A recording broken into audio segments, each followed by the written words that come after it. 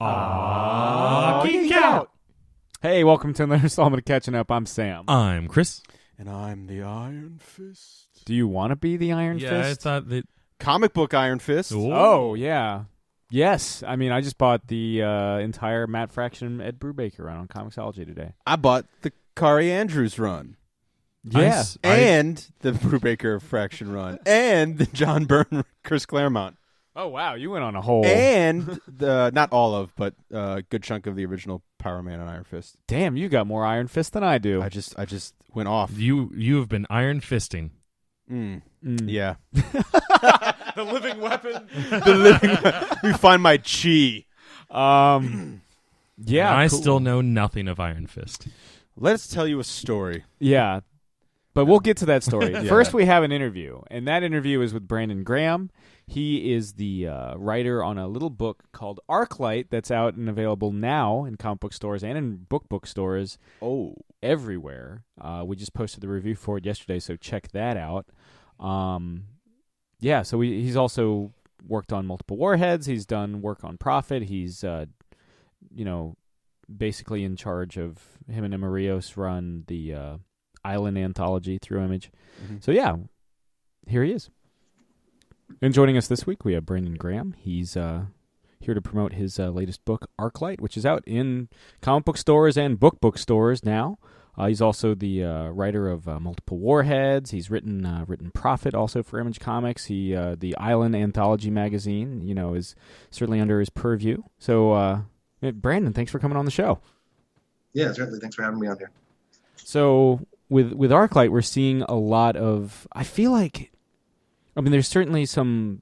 You could argue there's some science fiction elements, but I feel like this is the most fantasy that we've seen, at least certainly from the stuff of yours that I've read. How did this all kind of come about? I think generally my collaborative writing style, because I started doing comics by myself for years and years, and only with the Prophet book that I did with Simon Roy and Yanni Melogianis and Farrell Dalrymple and 10 other guys did I start doing collaborative work. And since then, my kind of writing style has been to try to do my version of whatever artist I'm working with. And at Arclight, it was Marion Churchland, whose work is much more steeped in fantasy, and she reads a lot more fantasy novels. So it's always me kind of trying to create something new, trying to create something that the person I'm working with wants to draw. So essentially, that was it. How would you say that your background as an artist and as a, kind of having a singularity of vision, since the beginning of your career, how do you think that informs your writing and your collaborative process? It's pretty paramount to it.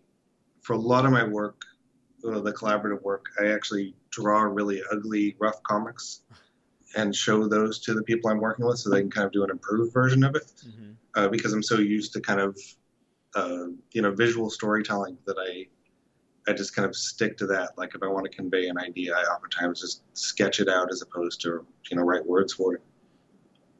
Kind of like a common language there. Yeah, certainly. And I think it, especially when you're dealing with the deadlines, which I'm not the best in the world at, I'm always really kind of, I have a weird pride that every book I've ever been laid on is always my fault and never the people I've chosen to work with.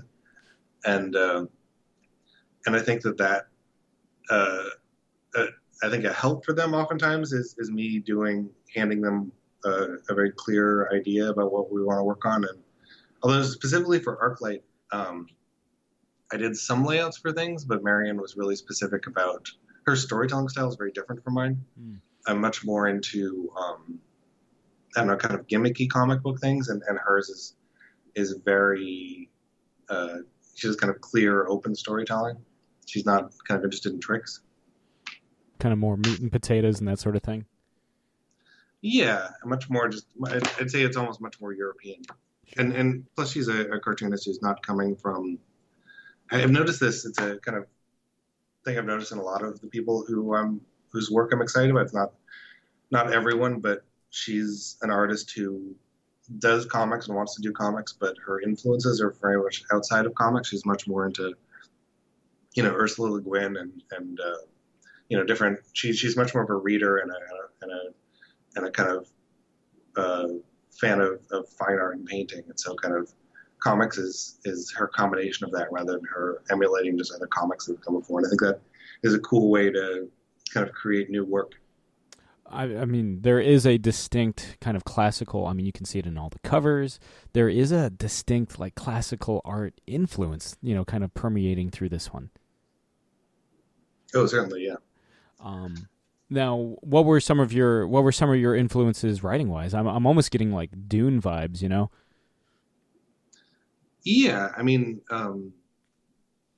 I'm always weird with Dune because I know the movie exceptionally well, but have only kind of made it through half of the first book. So it's a warped influence of that, but so it's always Sting and Patrick Stewart. Oh yeah, Patrick Stewart the pug in that movie is amazing. Yeah, it's I don't even know. I mean, a lot of it's just kind of working, kind of creating. I mean, Arclight was part of this weird failed experiment that we were doing called 8 House. That basically a couple years ago, me and the artist of Pretty Deadly, Emma Rios, were kind of tried to do a bunch of weird projects that may or may not have worked out, and we put together the Island anthology that just ended at issue 15, and this kind of shared universe called 8 House. And the idea behind 8 House was basically I was thinking about how early Marvel comics and early DC comics, they kind of feel like they weren't created to be part of the same universe, but they feel so. But people combine them and it works out incredibly well. And, you can take things as different as like Superman and Kamandi and mix them.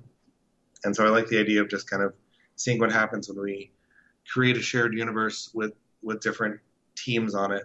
So it was Emma Rios and Hui Lim did a book called Mirror that's still coming out. That was initially part of that. And there's a book called From Under Mountains that Marion was doing with Claire Gibson and Sloan Leong originally, and Claire's continuing that with another artist, Sandra Lansdale.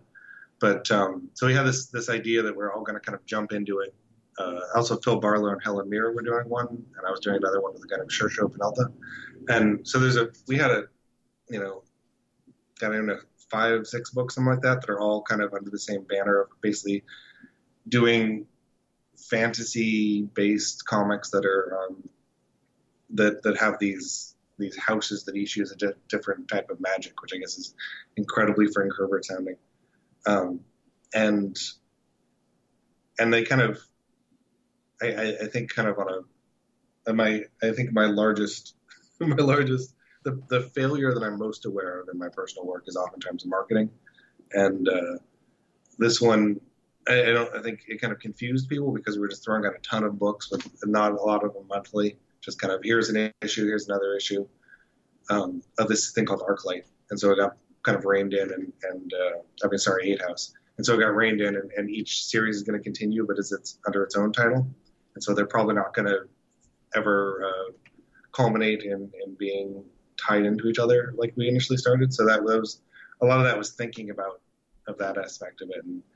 And I mean, it's always weird to think about what kind of failures lead to what finished thing you get in the end.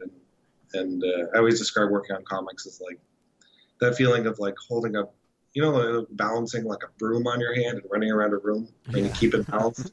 It's like if you had an idea you're going to get to a door on the other side of the room, you can hope for that, but the broom's going to kind of lead the way.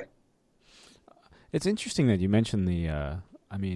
I guess in a lot of ways, more so DC than Marvel. That really was kind of Frankenstein together because they would do it with properties they had just like acquired. Like, hey, we just got Fawcett Comics characters. Awesome, they're in there now. Mm-hmm. Hey, we just got the Freedom Fighters. Awesome, they're in there now. We just got Charleston Comics. Cool. Milestone. Cool. And so, or like Wildstorm recently, and I think they're still. It's interesting to see kind of how they are trying to mesh them. Yeah, especially considering like a lot of the Authority characters were kind of riffs on DC characters to begin with, and they're like, hey, now they're running alongside the characters that they were kind of like almost parodies of. Yeah, it's insane. Like the Watchmen characters now being part of DC Yeah. universe, just kind of like doesn't that kind of defeat the entire purpose of what they were? It's like we got 7 Supermans now. That's good. Yeah, Question meets Rorschach. Right, exactly. Blows my mind. Yeah, remember when Superman was like the undisputed most powerful, greatest superhero of all time, and Yeah. now there's like just And that was like 27th. well, now there's like 3 Supermen, Yeah. just like guys going by the name Superman, Yeah, right? yeah.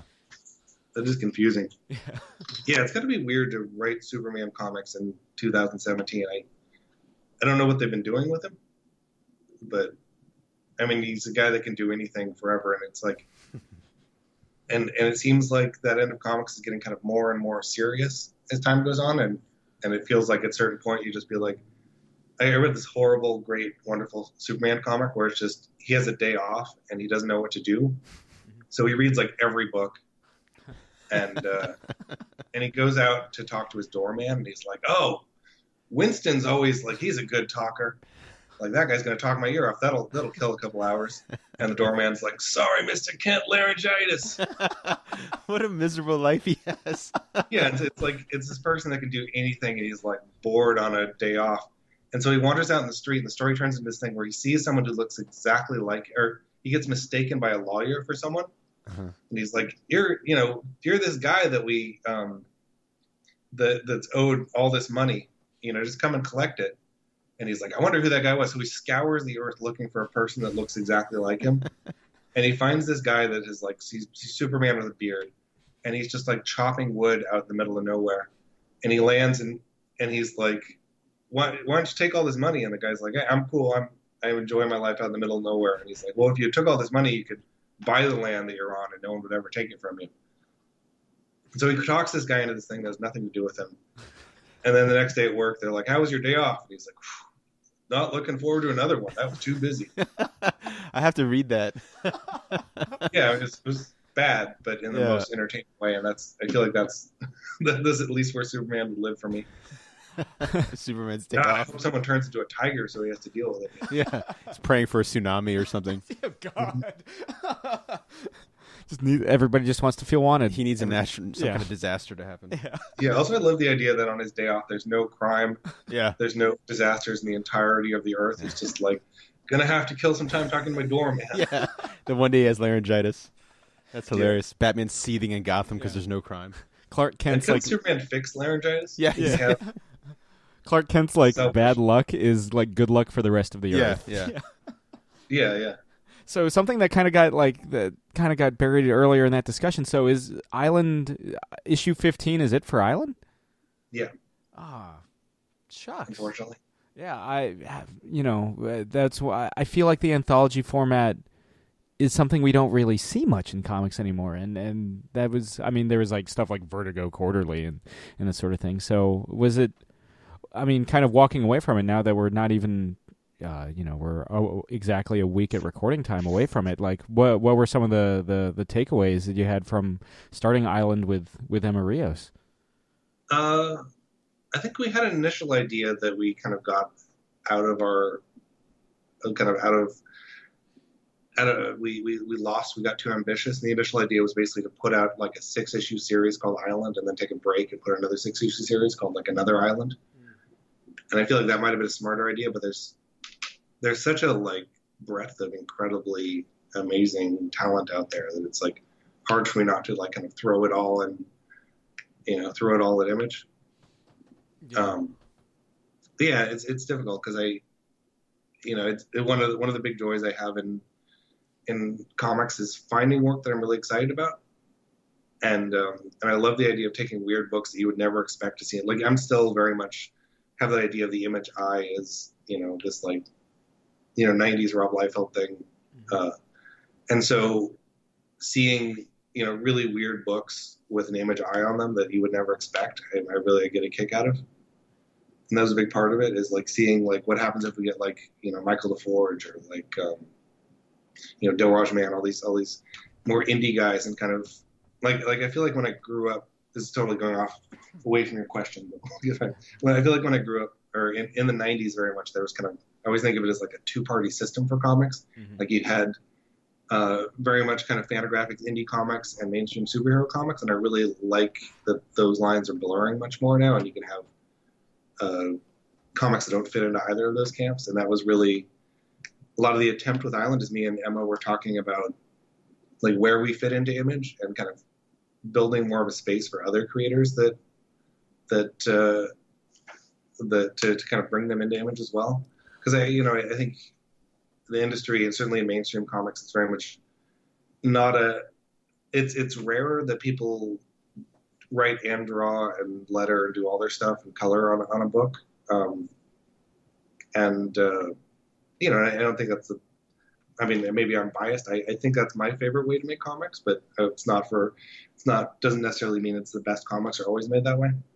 But I wanted to kind of make a space. Me and Emma really wanted to make a space for those types of comics and Image. So we had a lot of, that was kind of our goal. There's a couple collaborative works in there, but I think it's like maybe 3 in the entire book out of 20 different artists.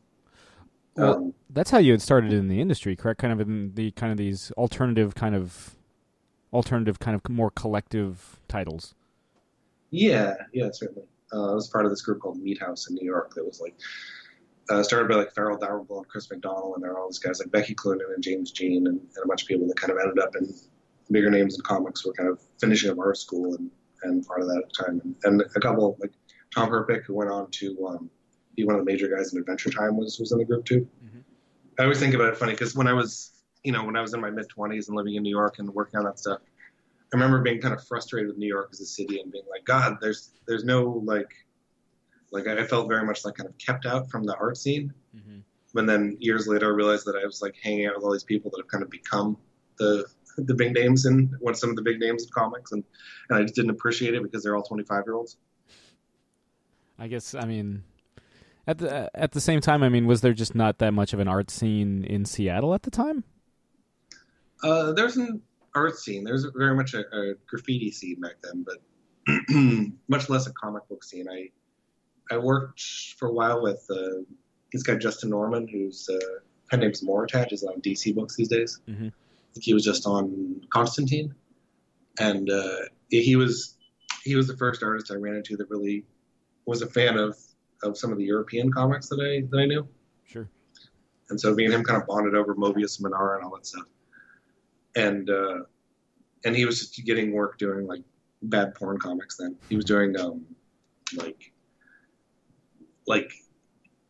I think they were porn stars where someone would write fake fantasies for porn stars and he would draw comic books with the idea that this was like the porn star's fantasy, but they were all written by like, 60-year-old dudes in some tiny little room in New York. So I remember showing up and he had a bunch of Polaroids that a woman that he was supposed to draw sent him, and there was like a bunch of them like below her neck, and he was like, is she really going to notice if I draw her butt differently than this picture? Yeah. And he would always complain that if he got someone's likeness right, that they would often complain to him. So he would just draw everyone like they were Barbie dolls. Which is very cynical, I guess. But it was a very interesting kind of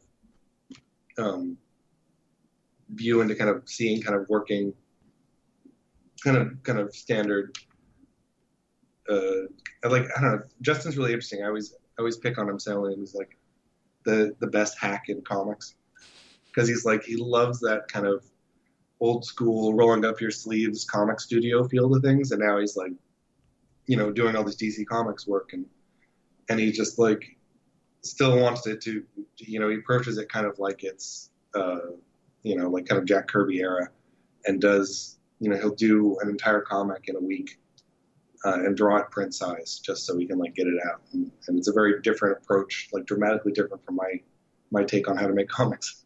Jeez, it's impressive. Yeah, like a draftsman. yeah, it's definitely impressive.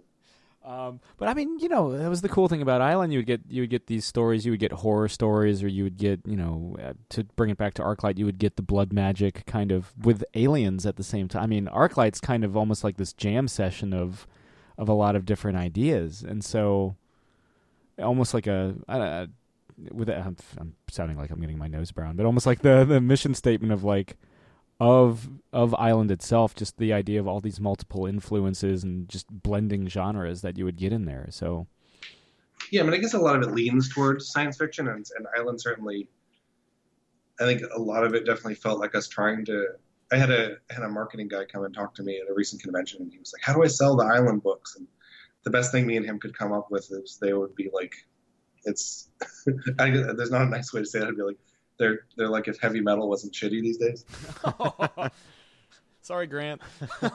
Yeah, that bummed. I mean, perfectly honestly, that bummed me out because I do think Morrison does fantastic work, and I didn't see it when he put heavy metal together.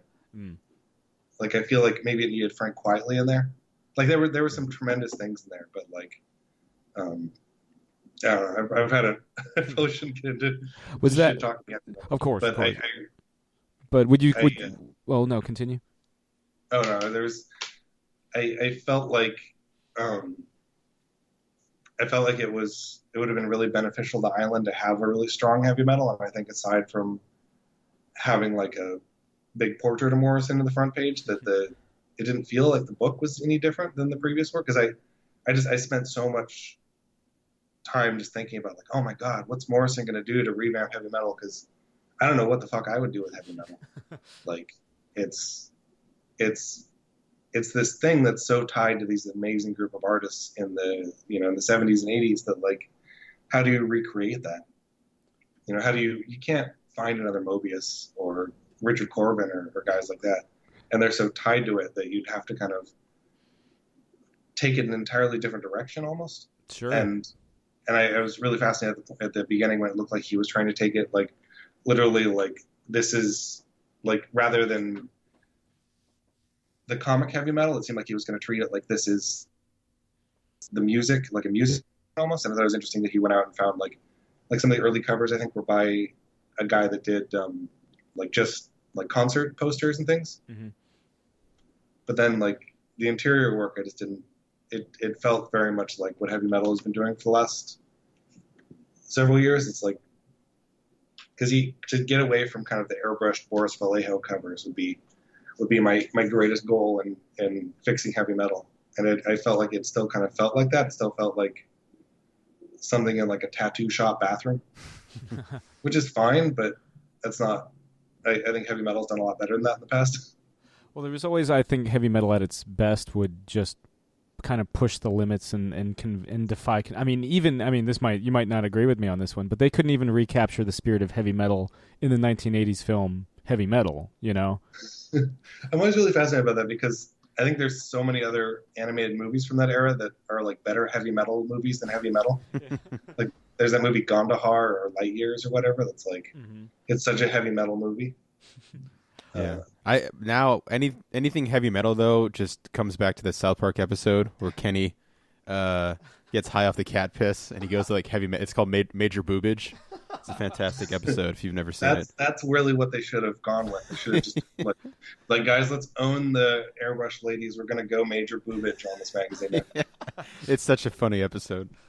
There's got to be like this weird blend of like dirty grindhouse quality to almost European experimental art sensibility with heavy metal. I think that's what the spirit. If I had to quantify it, which is almost like against the spirit of the whole thing, against the spirit of art. But if I had to define it, that's how I would describe peak heavy metal.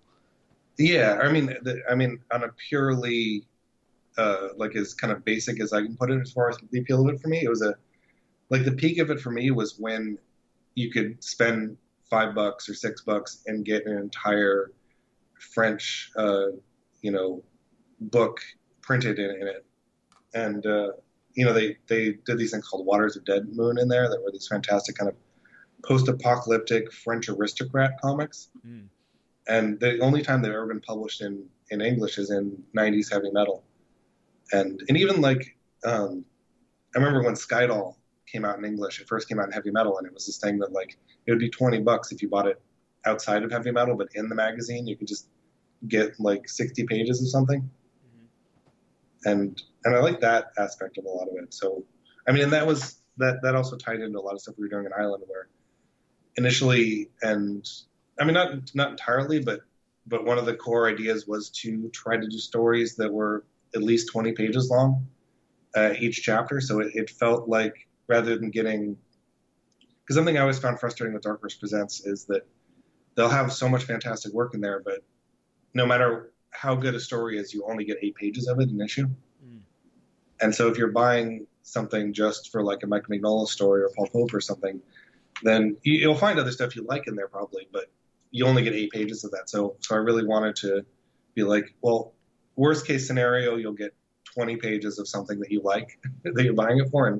And for me, 20 pages of the kind of artist that we were getting in Island would hopefully be worth it, because you can't really find a lot of their work anywhere else.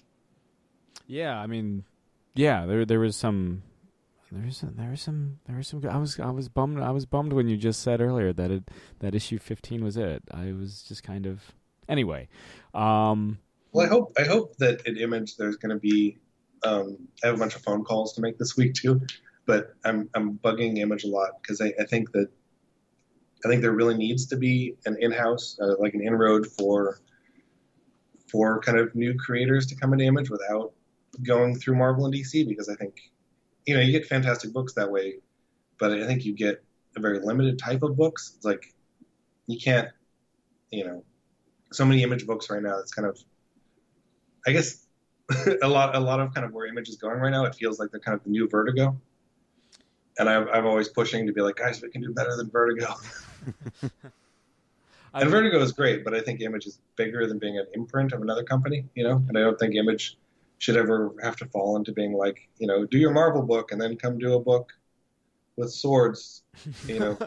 You do a book that's kind of like your Marvel book, but, you know, and that always throws me off. Like, well, that what like throws me, yeah.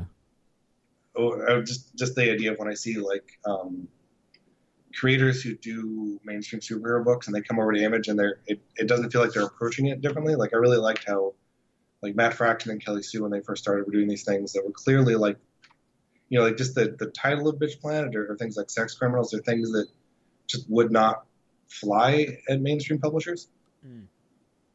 Well, so I just like the idea of that. Yeah, I mean stuff like, Chew. That's a book for me. I think Chew doesn't get enough credit for really kickstarting the Image Renaissance. Everyone kind of, I can't imagine Chew at any other publisher. Yeah, I can't either. I mean, it certainly wouldn't have hit as hard.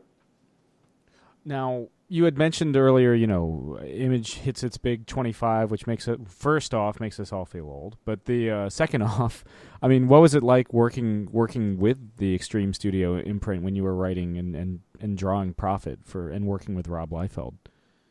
It was really fun. I kind of approached it really cynically, and then by the end of it, like I have a Prophet tattoo on my arm, and like last time I saw Liefeld, it's just like we just hug. It's just like, you know, it's just the sweetest man in the world, and I think it was really therapeutic for me in a weird way to kind of like I was not a fan of the comics he was doing in the 90s. I really liked the early New Mutants, and when he came on, I was like, you ruined Cannonball, and so I felt like in a way like taking Prophet and working with friends of mine to kind of create something that was this thing that I never had any interest in, but being like, how do I find an interest in this thing was really good, and it ruined me to doing other license work, I think, because I'm never going to have that much freedom again. I was talking to some guys about the idea of taking over Conan at a certain point, and that was kind of it. I was like, they're never going to give me, like, I can never do as much on Conan as I was allowed to do on Prophet, so it feels like kind of a step backwards. So, I mean, that's kind of, you know, with Island I mean, you mentioned that you have calls with Image coming, but that's kind of more where you're leaning, and I guess almost, you know, where your interests have always kind of lied, making Lane, is it Lied or Lane? Lane? Lane. Laid. Yeah. Fair enough. But that's kind of what you were, you know, I guess in the spirit of the alternative scene and everything. Has it always been complete creative freedom? Oh yeah, definitely. I mean, I feel like comics is such a like that's kind of where comics succeed more than most other mediums for me. Is I just feel like you can get a single person or a couple people's vision of something, and and their vision without restriction can go some really interesting, fun ways. And so I feel like it gets really like it's weird when there's licensed books where people get less freedom than like the movie versions of it have, because the budget to make it is so low that you should why not just put a tiger in a tuxedo in a Superman comic, just go. I like to see how weird people get with things. Yeah, and it's kind of going back to Superman Tigers. Yeah, that kind of. I mean, I know we're kind of slagging on the big two a bunch, but something that the thing that bothers me the most in comics these days is we're seeing comics that tie more into the cinematic content. Like suddenly Captain America doesn't have wingtips on his helmet anymore. I like it when Captain America has wingtips, but since he doesn't in the movies, he doesn't have them anymore. Or hey, look. Yeah, I feel like I understand the appeal of that. Like, it's got to be really fun to be like, I'm the artist on Captain America, and then you watch the movie and you're like, I'm the guy drawing that. Look at that. But it does feel like it creates this kind of culture where you're leading rather than following. Mm-hmm.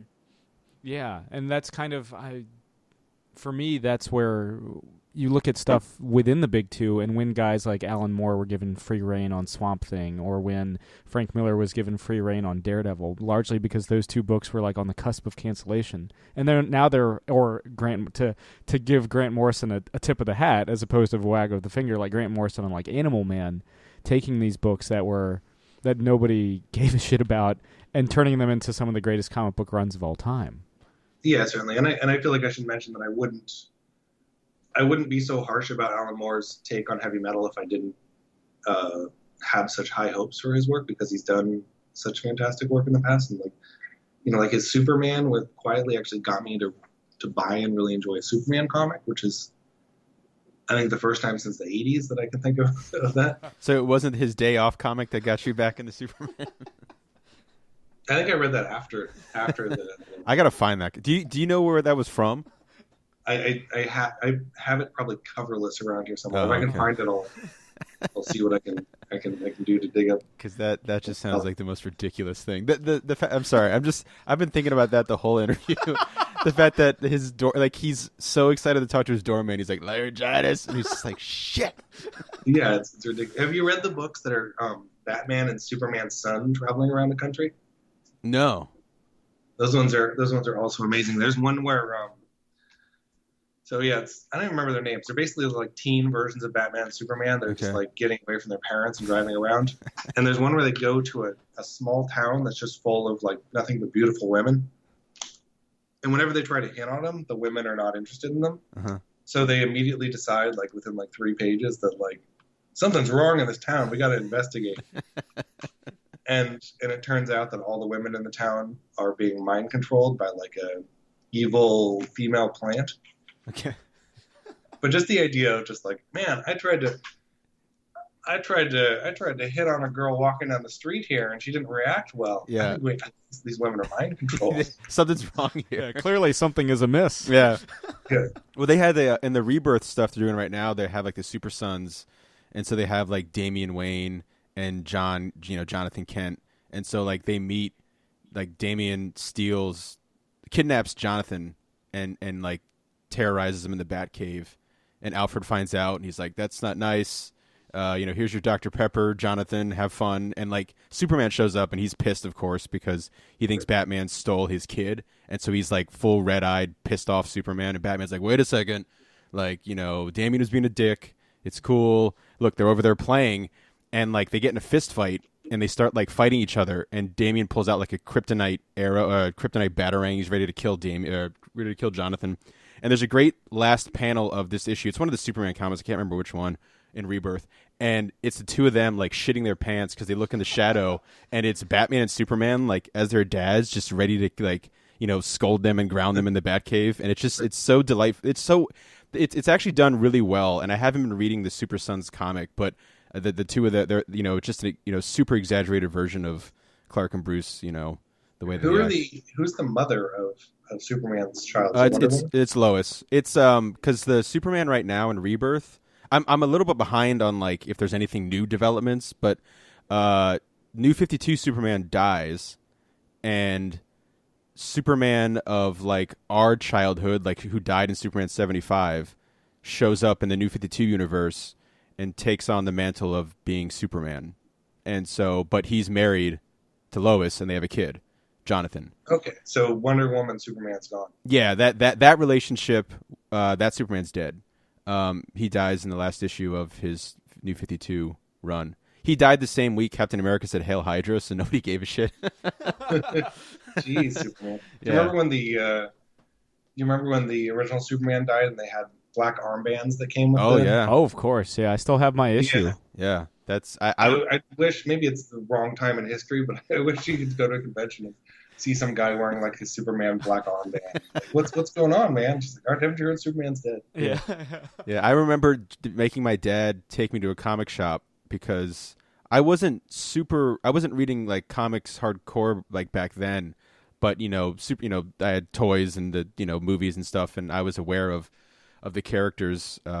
And I remember on the playground, some kids were like, "Superman's dead," and we treated it like it was like a real thing, and it was like really like this total bummer. And I remember like my dad hadn't taken me to the comic shop, and there's a line out the door because everyone thought that issue was going to pay for their kids' college. And Right. I worked in a comic shop a couple years ago, and every couple weeks someone would call being like, "I got Superman 75. How much is it worth?" And I'm like, "A couple extra bucks maybe," and it just Cover price. Yeah, everyone would always bring in Superman 75 thinking, that's the one that's going to get him some big money.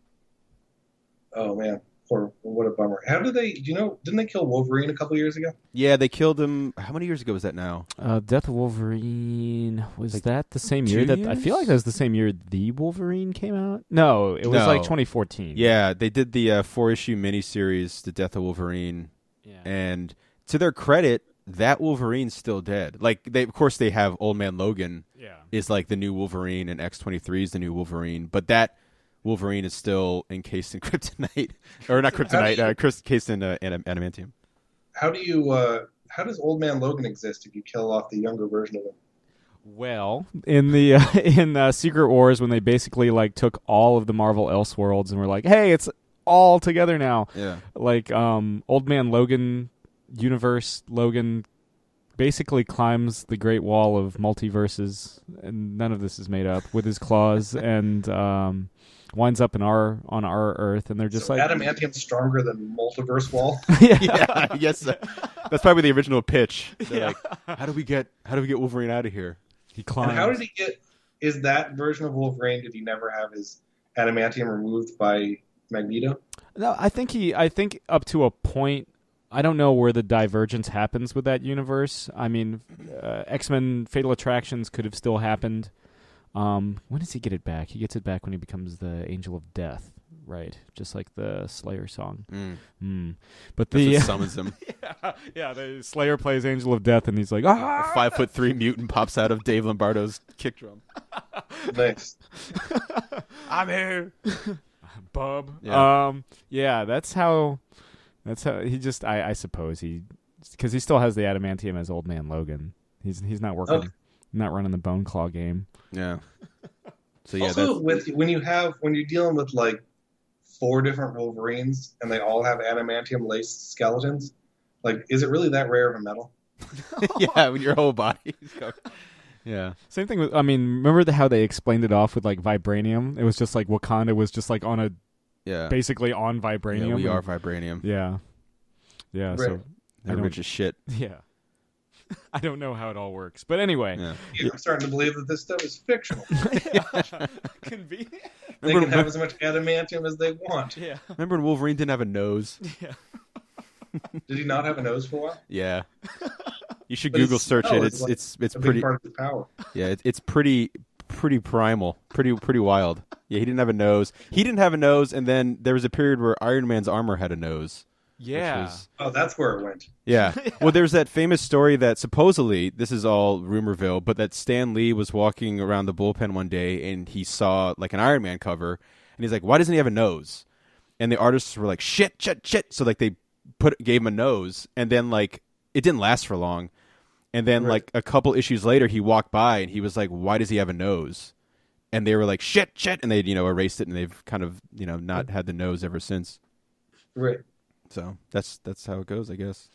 That sounds way too much like it might be real. Yeah, it's probably. I saw it on some. Have you read this comic ever, Stan? Yeah. Yeah. Now, Brandon, something we ask everybody that comes on the show: what are you currently geeking out over? Well, I've been playing a lot of Doom. It's important. Nice. Right on. And not the new Doom, the old 90s Doom. John Romero stuff is cool. What else? I've been watching the Tron cartoon. Oh, Tron That's Uprising? Tron Uprising, yeah. I feel like I'm in the minority here, but I was so fucking bummed when they canceled Tron 3 a couple years back. When like Disney got the Star Wars license and they were just like, "Oh, this is just what it's going to be from now on." Oh, it is a bummer. Because I didn't like the second Tron movie, but I really liked the cartoon, which is weird. Where do you It'd think? be like if you hated RoboCop, but the RoboCop cartoon was really. Yeah. There's who knows? That's how I feel about the RoboCop. Elf cartoon's really good, Which one? and I maintain that the Elf cartoon. Oh, the Alf one. Oh man, I need to check that Yeah, out. and the Ghostbusters cartoon is better than Ghostbusters 2. So maybe it's just kind of how things work. Would you argue that the Ninja Turtles cartoon is better than Secret of the Ooze and Ninja Turtles? No, Secret of the Ooze. Never mind. That's like pretty sweet. But like, would you I'd argue? argue the Ninja Turtles cartoon is better than the animated CG one they came out with Oh, a decade ago or so. Yeah. with Patrick Stewart as the bad guy. And It's- Chris Evans Was was he? Casey Jones. Yeah. Yeah, I'm always my level of annoyance in Ninja Turtles movies always has to do with what they do with April O'Neil. Like if April O'Neil's a reporter, or like like she was a waitress, I think, in the original story. But when she becomes like an archaeologist that knows kung fu, I'm just like, come on. Not everyone needs to. Yeah.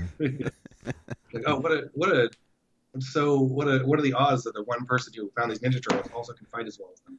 Well, and then like the new the Megan Fox Ninja Turtles movies, where she like is basically the mother figure of the Ninja Turtles, which makes Michelangelo crushing on her really Freudian and really weird. Yeah. Oh yeah. But I enjoyed those ones more than I expected to. I like that they had Krang and Bebop and Rocksteady, and one of Yeah, I liked the first one more than the second one, because the second one seemed like they were throwing in all these cool, weird things, but it held together less for me. I don't know. I like Megan Fox movies. I don't know. Her and her husband, for some reason, I've decided that they just make things I like. Like he was in the Terminator TV show that I'm obsessed with. Yeah, that's right. He was Kyle Reese's brother or something. He was also Metallo in Smallville. Oh, I didn't know. Yeah. I think he was like a 1 or 2 episode arc. That's late in the game. Does Smallville reach a point where he's like actually a Superman? What's that? Does Smallville ever reach a point where he's just Superman and flying around? The last episode, spoilers for the last episode of Smallville, but he like the whole like back 5 seasons, he like goes to Metropolis because he's like he no longer looks like a 30-year-old student who's pretending to be 18. Yeah, he looks like an actual 30-year-old.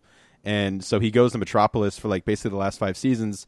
It comes up with like the worst nicknames, and he basically like is afraid to be. There's a phase where he wears like all black and a leather trench coat like the Matrix. Well, it was the year The Dark Knight came out, so like everything was like black, like everything was dark Superman, and there is a whole season where he fights Doomsday, which is cool. It's better than the Batman v Superman fight. But anyway, yes, the last episode he gets the Superman Returns outfit, and he never actually see him wear it like full on. It's CG, but he like he pushes a planet out of orbit, which is like supposed to be Apocalypse, and and then the last shot is the classic. He just rips his shirt open and the Superman logo is underneath, and it plays the John Williams score.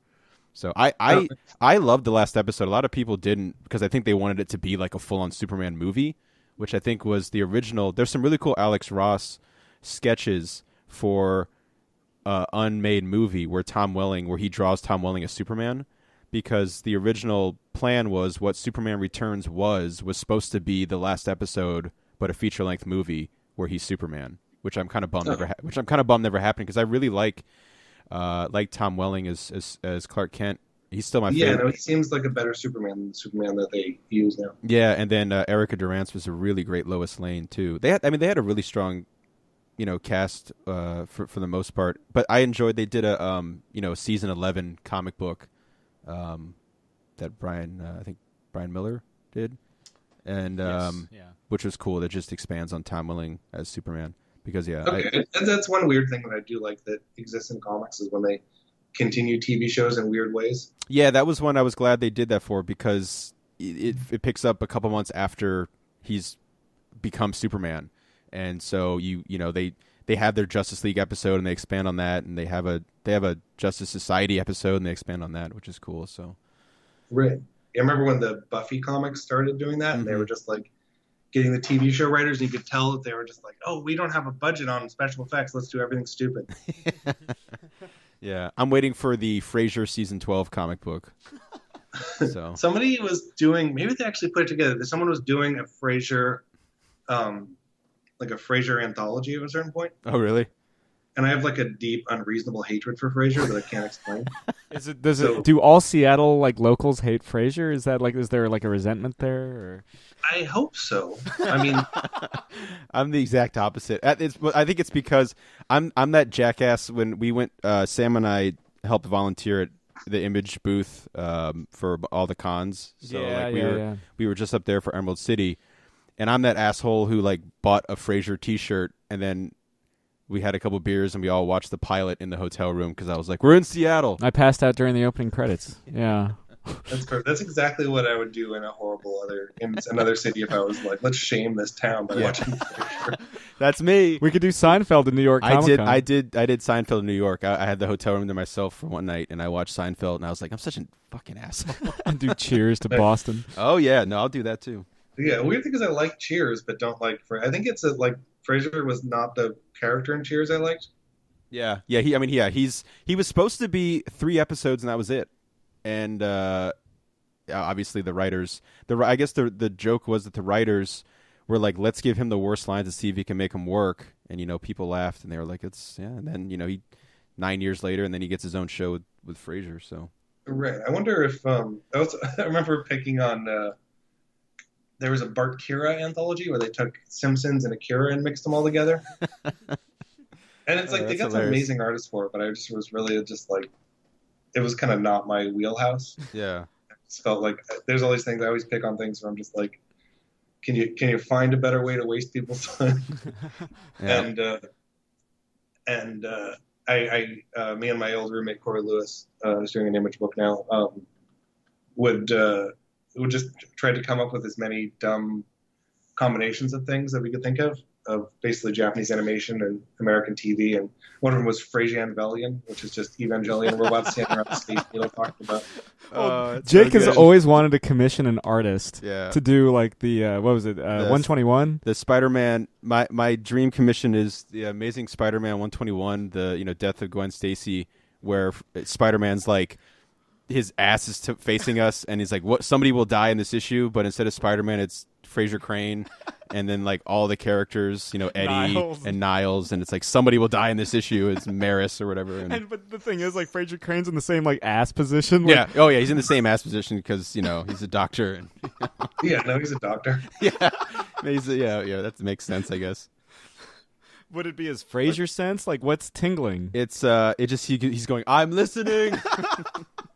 It's his prostate thing. Yes, it's right. He's an older man at that point. Yeah, exactly. Which cast member of Frasier would you murder? Daphne? I feel like no, I can never kill Daphne. No. Have you seen the American Red Dwarf readaptation? Because you might rethink that. Yeah.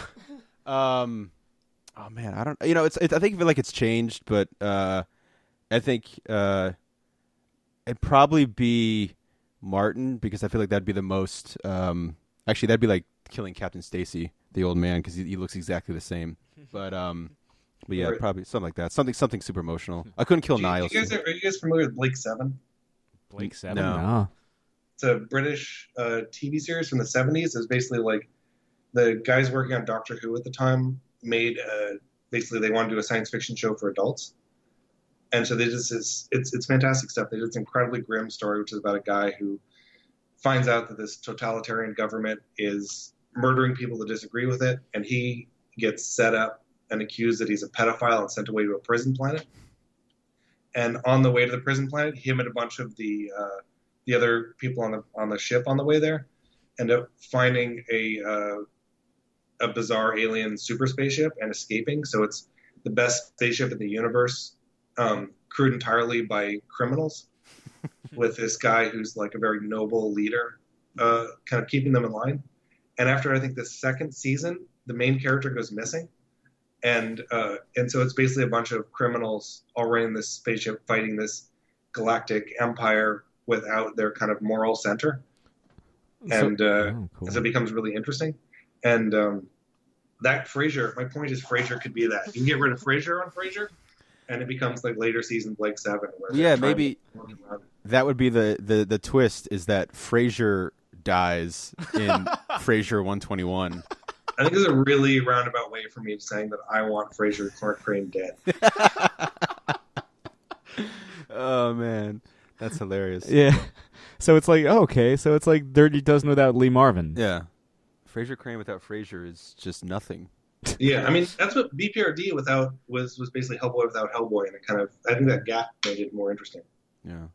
Now, it's funny because there is the episode in real life. I guess Kelsey Grammer was going to rehab, but in the show he's going skiing or something, and the episode is taken over. Yeah, ski hat. The episode is taken over by Niles, and like his show like goes through the roof, and people love it, and Frasier like freaks out, and he's just like, so yeah. I think if anyone asks me now, yes, I would. It'd be a twist. Frasier accidentally kills himself. He falls off the bridge, trying to save Laura Linney from season 11, and Right. And that's it. Yeah. Who's the Green Goblin in the scenario? Lilith, Ted Danson. No, it'll be Lilith. It'll be Lilith. That opens a whole other can of worms. Because he really loves Lilith. I love that we've created this. It came just from a sketch commission of a cover to a full-on Frasier 121. Frasier 121. Yeah, the night that Frasier Crane died. The night that Frasier died. Yeah. Yeah, I think it's important. So the great thing would be like if you kill off Frasier in a dramatic thing and nobody notices. Yeah.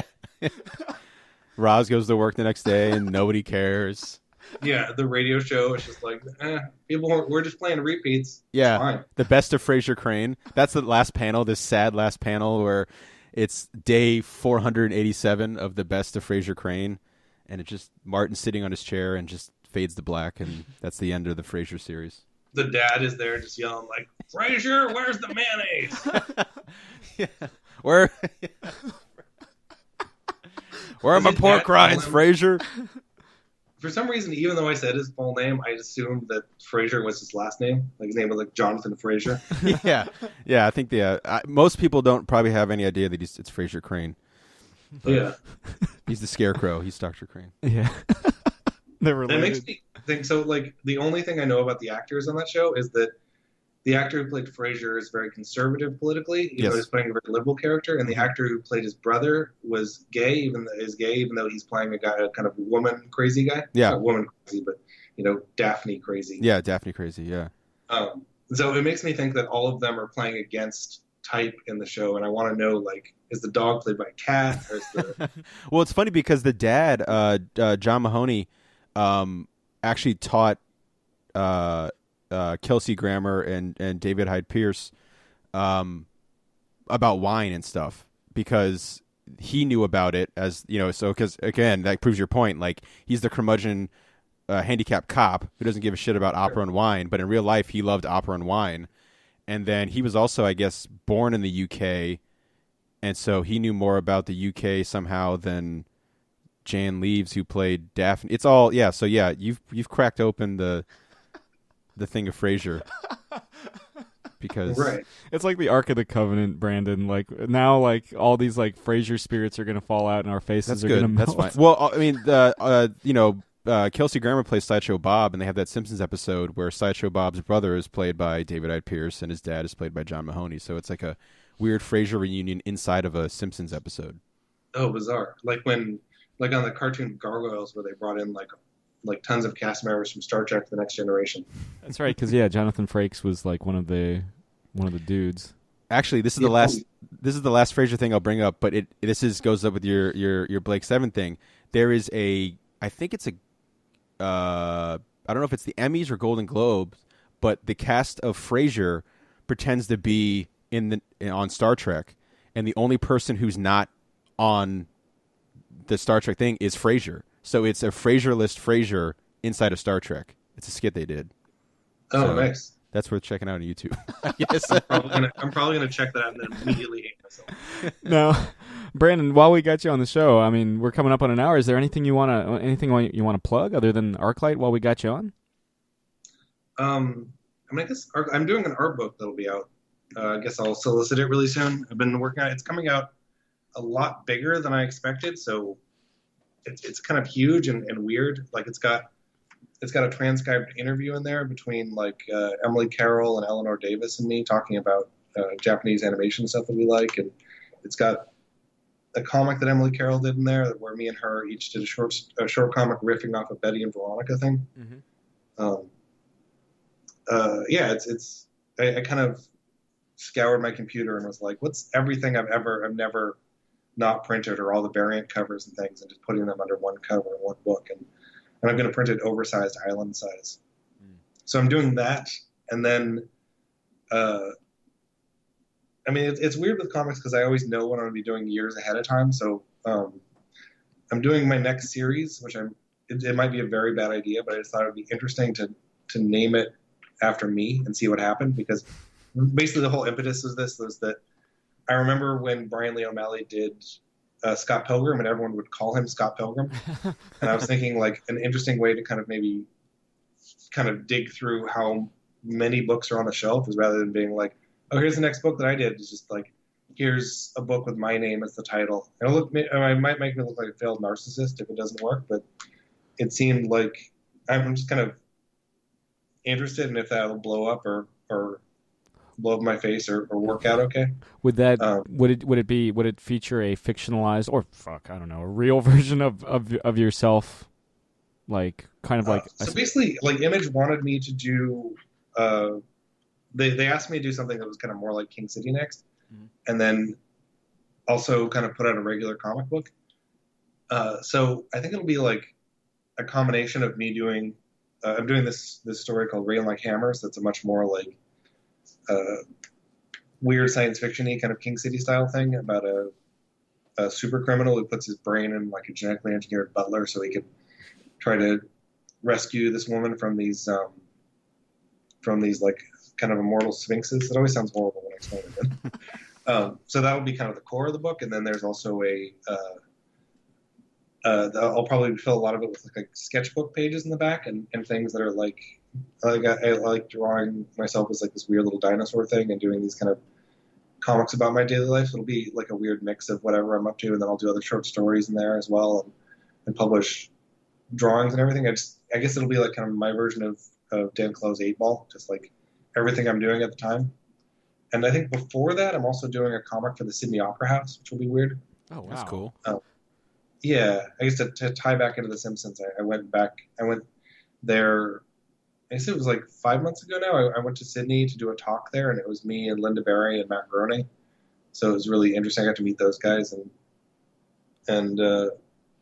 hang out in Australia. And I got to hang out with Phil Barlow and Helen Mayer, who are kind of like some of my childhood comic book heroes. Like Phil had, they actually both worked on all these cartoons that I grew up on, like Captain N and Alf and Ghostbusters and all those things. And so I got to pick their brain. Captain N, the Game Master, right? Yeah. Oh my God, I forgot about Captain N and like Simon Belmont and all those crazy people. It's interesting, actually. On Phil's DeviantArt, he has his original version he was going to do of Captain N. It's really one of the things he brings up a lot that I'm really fascinated by is the idea that, like, in 1985 or whatever, when they're doing all these things, when people were like, design Mega Man, it's like they couldn't Google it. They had to just be like, oh shit, where do I find a picture of Mega Man? So he had like a black and white image of him. Yeah. So he made Mega Man green, and I think it followed through into the cartoon, just Mega Man's green in it. And now he's getting his own cartoon this year too. Mega Man is? Yeah, to tie in, and this is something else that makes me feel old saying it, but yeah, it's the 30th anniversary of Mega Man this year, so Man of Action Studios is doing a new Mega Man cartoon. Oh, that'll be interesting. Yeah, hopefully we'll get Guts Man. He was always my favorite of the Robot Masters. Yeah, I'd be amazed if they didn't include every Mega Man. I wonder though. There's that weird thing with like the Transformers comic. They're not Transformers. Terminator comic license. They only have the license for a Dark Horse. they only have the license for the first movie. So it becomes this weird thing where, like in the 80s, there was Now Comics. One of my favorite things ever is the Now Comics Terminators. Right. Because they're Terminator comics that were made before Terminator 2. So it's all these just like ideas they had that where it could go. Like they have good Terminators that are being made on the moon that come down, and they have there's Terminator dogs, and there's a village of Terminators that are kind of living like 1950s. It's a weird comic. I think that was Alex Ross's first work Yeah. was on a Terminator book. I think it's like first. Yeah, it was actually wrote the introduction for the reprint of that. Oh, that's cool. Which is a really weird experience because it was the first time I feel like the way that I interact with a lot of old comics is kind of by making fun of them almost, and that's kind of the joy of being why does Superman care if his doorman has laryngitis? Why is that slowing him down? It becomes this thing where so I wrote this introduction for the book that was kind of making fun of it. In the Alex Ross version, they're all it's this very burnt out future where everyone's kind of dirty and struggling. And then the Terminators show up, and one of the Terminators just looks like Cindy Crawford cosplaying as Arnold Schwarzenegger from T2 or from Terminator. And I thought that was hilarious because it's the least successful infiltration unit. It's she's clearly wearing makeup, and she's wearing a full leather outfit, and everyone else is in rags, and she's oh, seems like a normal human. Let's let her in. Oh, look, she's got sunglasses on. Yeah, it's just really. So I was making fun of that, and I was they're in the in his. They actually sent me the other introduction before I wrote mine. And in Alex Ross's introduction, he wrote about how he worked hard to make the kind of the John Connor character in his story look like the child of Kyle Reese and Sarah Connor in the movie. Interesting. But as artists often do, it just looks like him. And so I was kind of making fun of those two things. And it was the first time I've read an introduction that got edited heavily because they did not want me to make fun of their book they're reprinting. It's weird. That one's not very fun. It's like Alex Ross is obviously very good at what he does, but that one's just a big trade of people in the future shooting, and they call John Connor something else, that just makes it confusing. Oh, weird. But yeah, I wish they collected the Now Comics ones because those are ridiculous. I do have to say, you mentioned you wrote the foreword for that. You've also done some work in Image Plus, and I kind of moonlight as a freelance columnist Cool. in that magazine. So yeah, it's been cool kind of following your work there too. Yeah, that was really fun. I just ended my run on that. Everything's ending on that front, but but it was really fun to do that for a year. Yeah. Yeah, God, yeah. And kind of the height of it for me has actually got one of my favorite artists, Adam Warren, who does Empowered over at Dark Horse, to do a rebuttal to one of the comics I did. Because he was so incensed at I did a thing where it's basically like line tangents, kind of lines that run into each other unpurposely. I was like, it's fine, I don't think about it. And he did an entire comic for the next Image Plus, just you have to think about it, it's important. So I really enjoyed that. Yeah. No, it's been that whole experience that David Brothers is kind of curating there, and Sasha Head has been fantastic. So yeah. Yeah, I really like those guys. Yeah, I'm interested in seeing kind of what happens to Image Plus next, because I think I feel like they're making it bigger. They're changing things.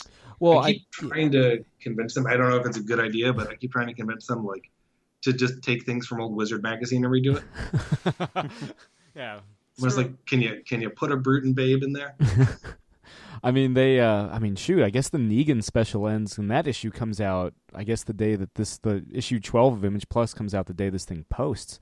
And so, yeah, that'll be kind of weird. I certainly haven't heard from them regarding issue 13, so we'll see where that all I know goes. it's continuing, but it'll be interesting because I'm fascinated if they're going to replace the Comics Lovers thing I was doing, and if they're going to place Walking Dead in the back, kind of what things they're going to replace it with, and if it will kind of change the tone of the magazine. Yeah, God. But so to, I guess, get out from how the sausage is made on that end, but at the before you go, Brandon, at the risk of getting my nose even more brown than it already has, I do like how you've always kind of like challenged what preconceptions of what the industry is, like, you know, the stuff that you've got. I mean, the sheer virtue that you have had an anthology magazine that ran for well over a year or that sort of thing. So I'm very curious and very interested to see where you go next. Oh, thank you. Yeah, I feel like I'm really lucky that the image publisher Eric Stevenson has had my back as much as he's had, and kind of lets me get away with things that I'm amazed by. I'm always running into the writer of Rat Queens, Curtis Weeb, who lives around here as well. And he is just like, his book like dramatically outsells anything I'll ever touch. And he just like scowls at me and he's just like, why do you get away with all this shit that I can't do? I guess the grass is always greener. Yeah, I mean, I'm not, yeah. But I'm not yeah. trying to whack for Rat Queens or anything. You know, God bless. Of course. Rat Queens, I mean, issue 1 is out now of the new volume. Oh yeah. Tip of the hat to Curtis Weeb. Please come on my show. But yeah, Brandon. I mean, it's been a blast having you on. And again, that Arclight's available now, and check out multiple warheads and get those issues of Island. They really have been a joy and really unlike anything. I forgot to mention that I'm doing the next thing I'm doing. Mm-hmm. Right after the art book is I'm doing a one-shot of multiple warheads, like a 50-page one-shot to finish off the second trade. And I'm trying to do something weird where I'm going to try to finish off a storyline and also make it something that hopefully reads okay if you've never read any of the stuff before. That means you have to release a new collection that is called More Complete Multiple Warheads.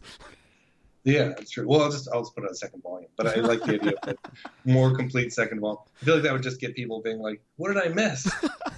Exactly. Yeah. But yeah, I mean, Brandon, it's been a pleasure having you on, and you're welcome back anytime. Yeah, it's fantastic talking to you guys. Okay. That was a lovely conversation.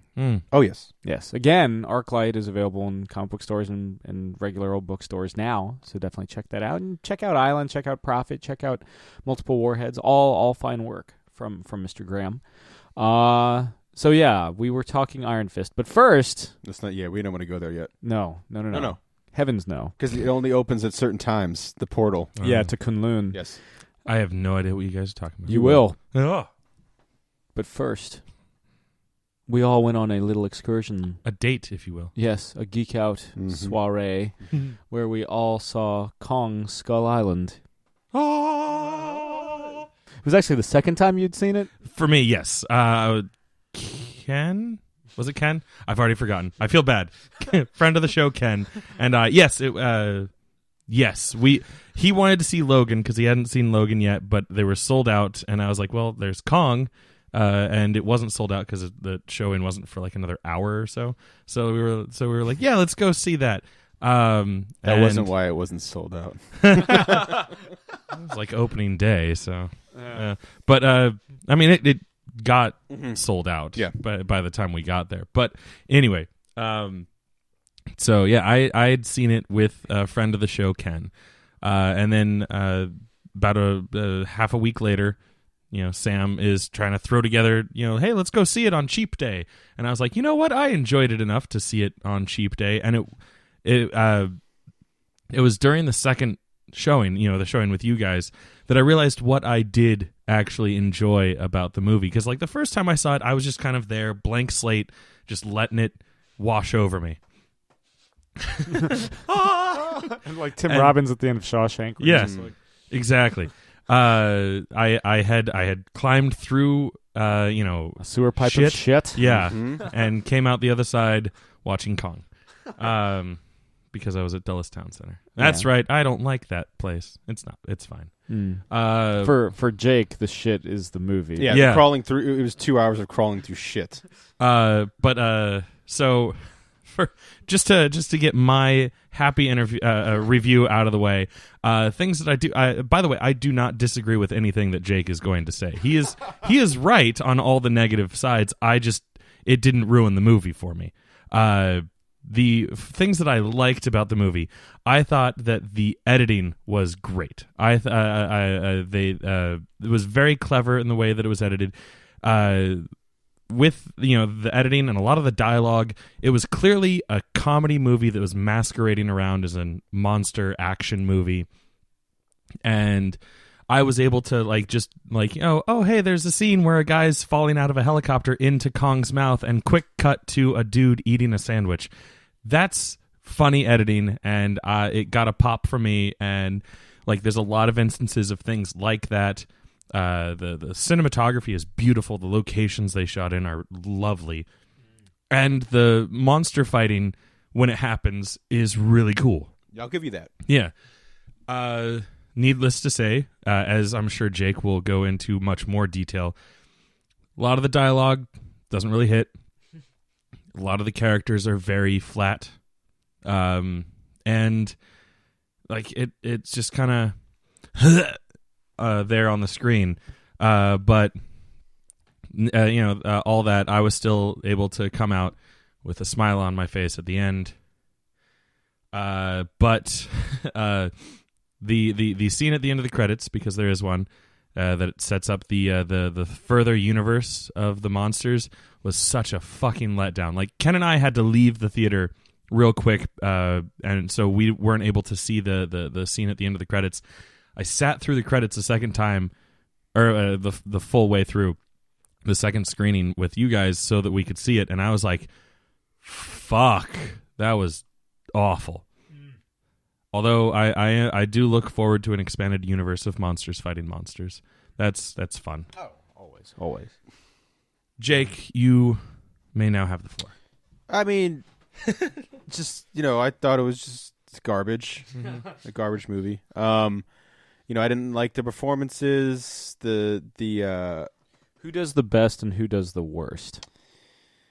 John C. Reilly does the best, which is funny because going in when I saw the trailer and he pops up and he's like, "It's a scary one," I was like, "Oh man, we're all gonna die here." I was like, "This doesn't seem to fit." But no, he's the only one with an arc, interesting character, only one with a personality. I feel like part of it is also that you had such low expectations for John C. Reilly, Maybe. and that he came out. And I love John C. Reilly, but I just didn't think he was going to fit in the movie. No, I totally agree. And it ended up happening that because he didn't fit in the movie, I loved him more.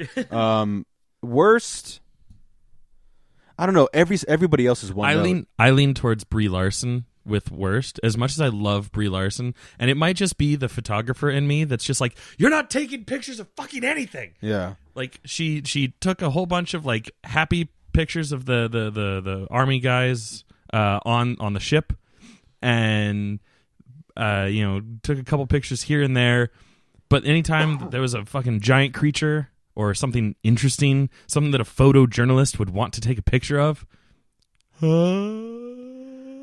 if she's even fucking holding her camera. Yeah, I mean, I'll be equal with everybody else and say they were all equally terrible. Everyone who wasn't John C. Reilly, they were all just everyone was just one note, cliche, stupid. Yeah. Sam Jackson was being Captain Ahab. Yeah, Captain Ahab, and it was just pointless with a little bit of the octopus drizzled in there, to the point where I even made the joke that man, he would have been able to kill Kong if he had 8 of those guns. Yeah. Instead, he doesn't, and who cares? But I will say the Kong fighting was cool, but it's a giant, Kong's the best part. Yeah, but I mean, like I said, everyone else is one note. I've never really been one to focus on exposition, but I couldn't help it because there's a scene in this where they get Tom Hiddleston, and it's terrible. I agree that because the it's exposition, especially in that scene, is pretty fucking rough. He has no coughing, but it's terrible. He's just he's SAS, former SAS. Wouldn't your Yale degree tell you that, you stupid idiot? Stupid idiot. But it wasn't funny. It wasn't nothing. I don't know. I really hated it. It wasn't it was okay. I thought it was a bad movie and I hated it a lot. Yeah, we almost had a Spectre moment during that movie because I'm sitting there and I'm enjoying myself the second time. I'm occasionally making a comment over to Sam, and he's like acknowledging, he looks like he's enjoying himself for the most part.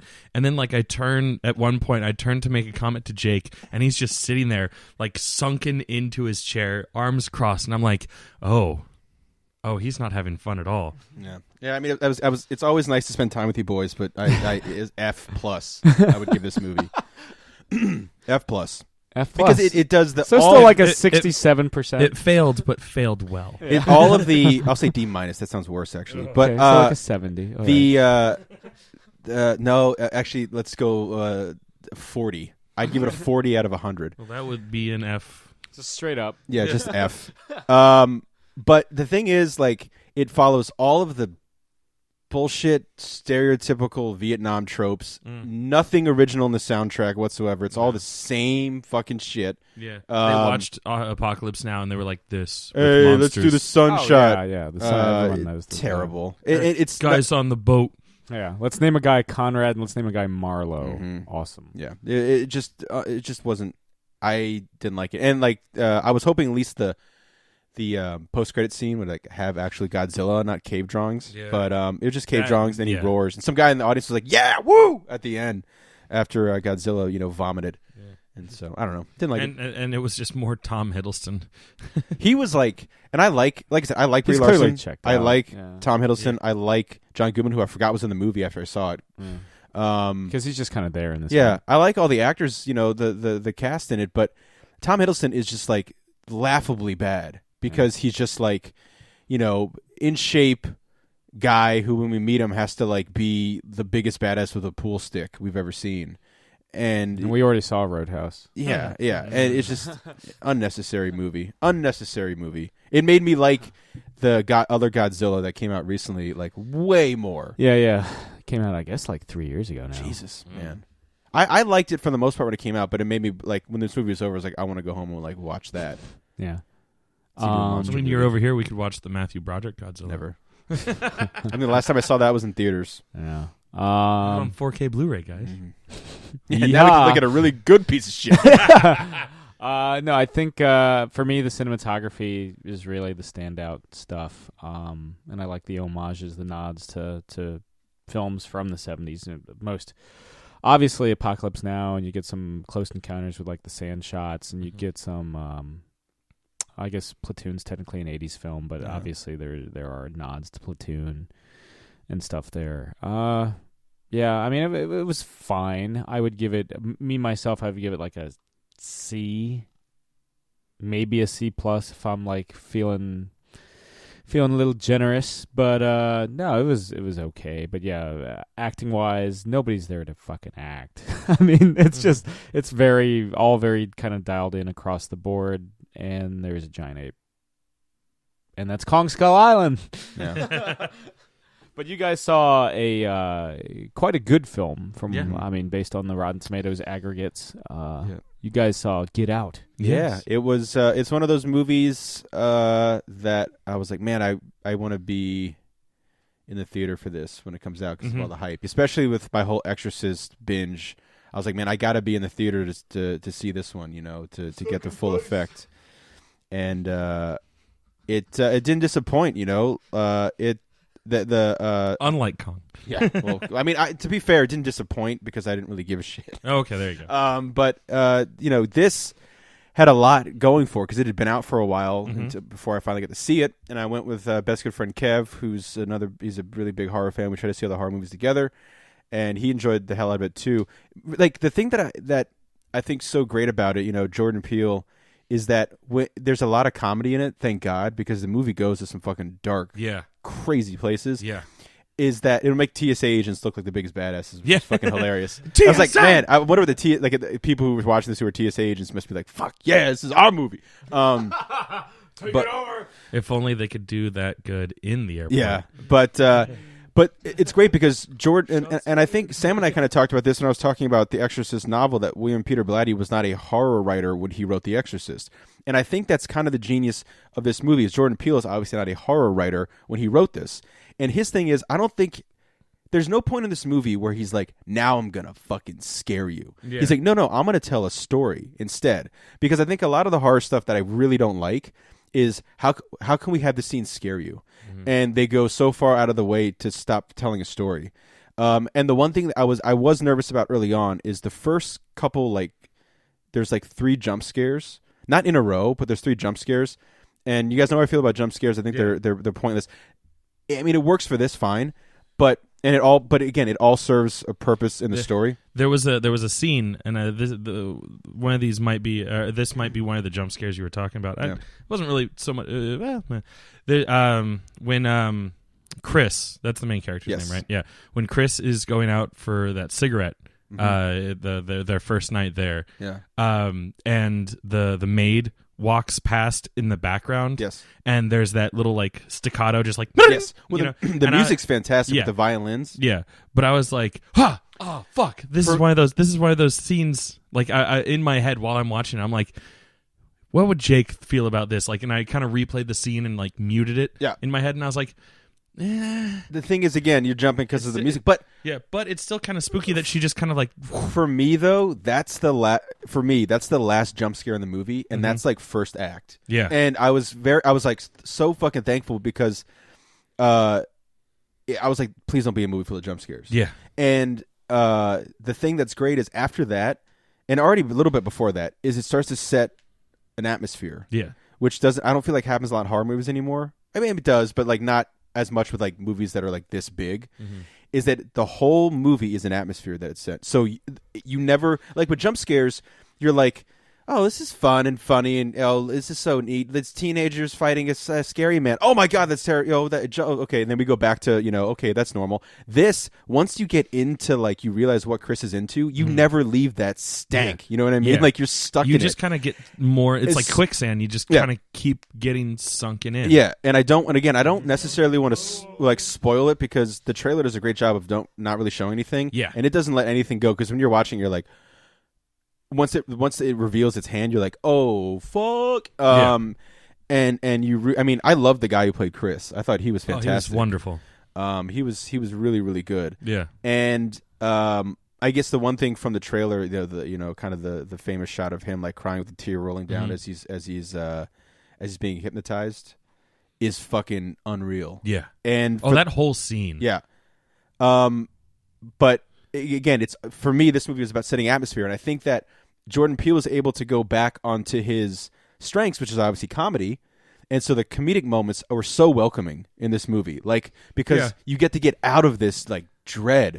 There's a couple jokes in there where I'm like, oh, thank God. Like I while I was watching it in the theater, I almost was like, I never thought I'd laugh out loud during a movie with the horror label as much as I did. And it kind of, actually the movie like moves quick too. Like it's an hour 44, I think, but it moves really quick. Yeah, no, which isn't a bad thing. It just moves. It moves. Because it just it's like Fury Road. Like it just kind of once it gets the ball rolling, it doesn't really stop. Yeah, and it's really clever, because I was going back. I was talking to a coworker about it who, she loved it as well, and thinking back at like all these little things about why certain things happen, is there's a lot more sinister tone to it than just it being awkward about race. But it was great. I mean, it's one of those movies that I think, if you're timetabling the horror genre, I mean, movies in general, I mean, I think this is more than just a horror movie. Like I think The Exorcist is more than just a horror movie, and Psycho is more than just a horror movie or a thriller, because this movie is very much a thriller too. It has horror elements, and it does get a little graphic here and there. Never, I don't think ever super over the top, if I remember. Just because a little bloody. But it'll be on the timetable of this. Will they'll talk about this, The Exorcist and The Omen and the Halloween of the 70s and the slasher films of the 80s and The Thing. This is a movie that will be on that. I would list. love to see this being like the springboard for bringing back a lot more like clever horror films. Yeah, it's and it doesn't force feed anything. Like it's not like, oh, this is why this happens. Yeah. There's a scene. Well, I don't want to even just spoil anything from the movie. Just go see it.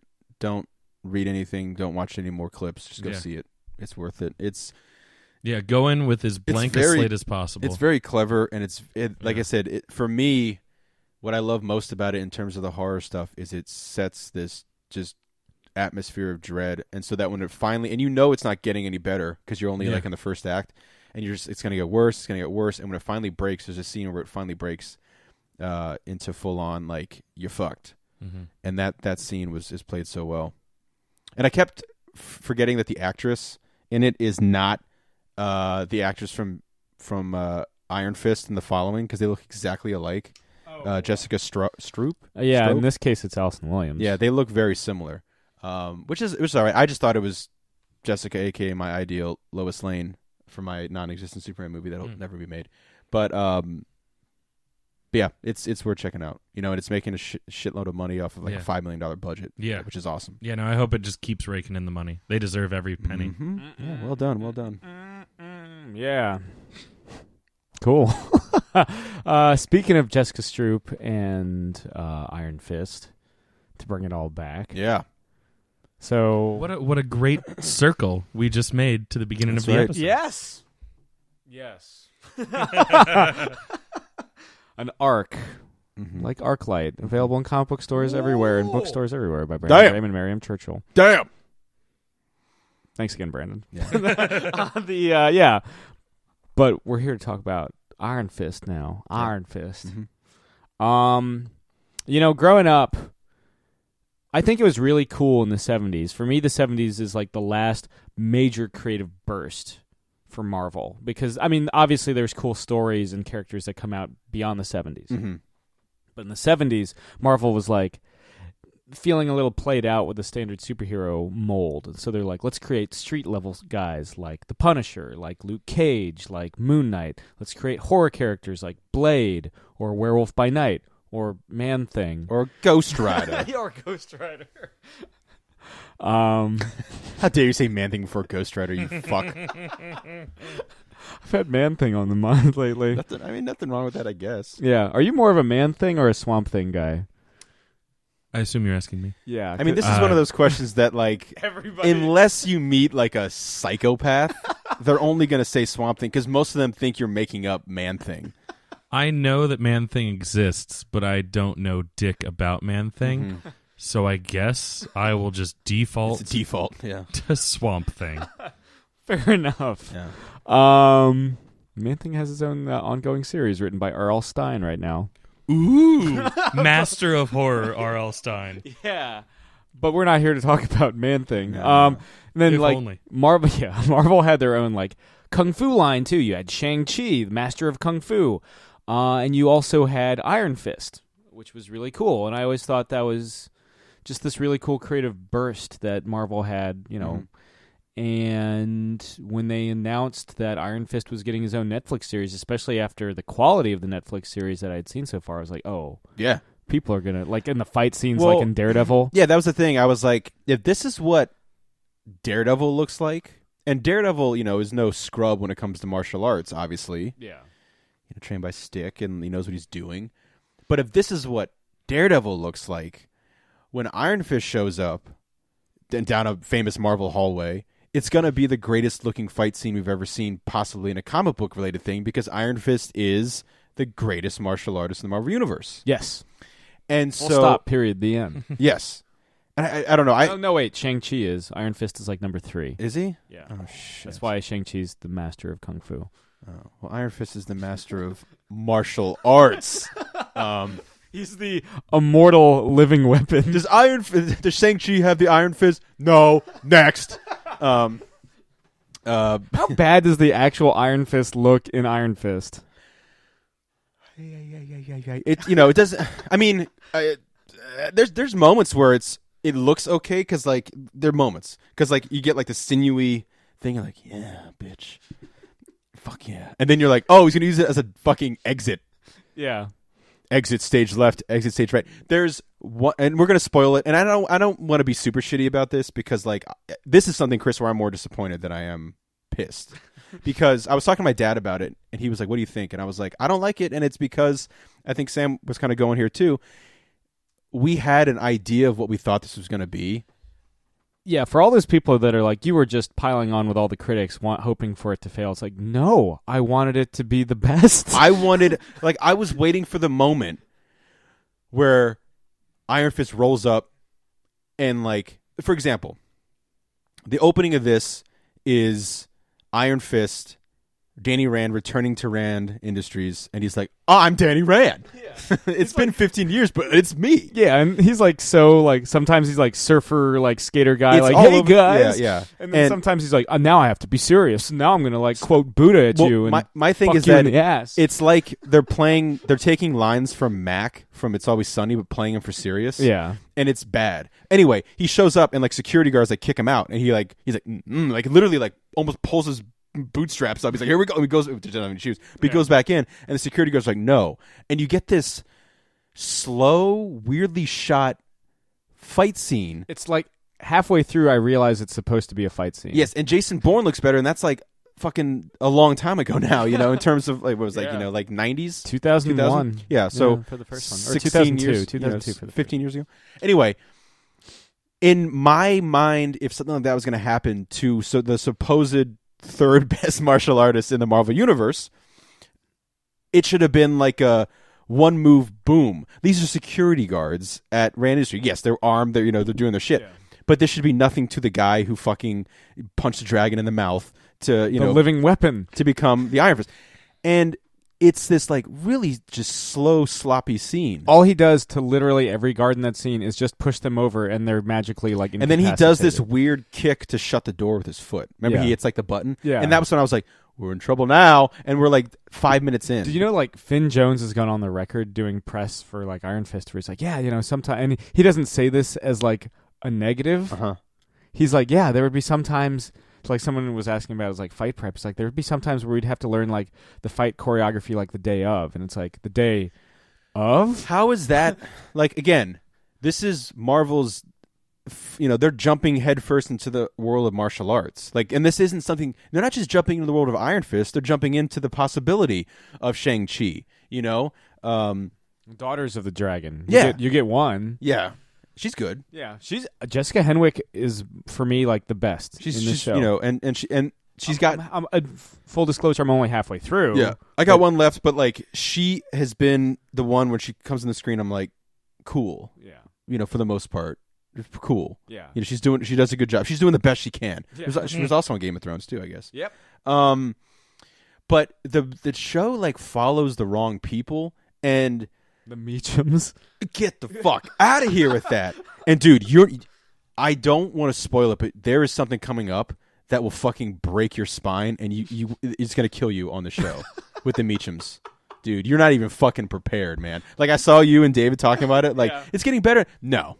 Well, you noticed that. Like I'm like, hey, it's kind of getting better, and then immediately, like 5 minutes later, I'm like, and we're back. We're back in the show world. Everyone's like, dude, after episode, like I'm not talking about you, but I'm seeing like other people are like, episode 6, it jumps up so much better. Dude, you're gonna get to a point when you're like, this is the worst thing. I wish we had the first 5 episodes of the show back. 6 episodes. Repeat them again. It's worse because it just spreads. And the acting is horrible. The fighting is terrible, and it becomes this thing where like, how can we put a goofy wig on a guy, and how can we shadow their faces? Because so it's like clearly the flashback scenes in Arrow. Yeah, but how it's clearly not Finn Jones. Yeah, and it's just so disappointing because, like you were saying, Iron Fist is one of just you don't even have to like read Iron Fist. You just see like the character designs. You see the Aja art.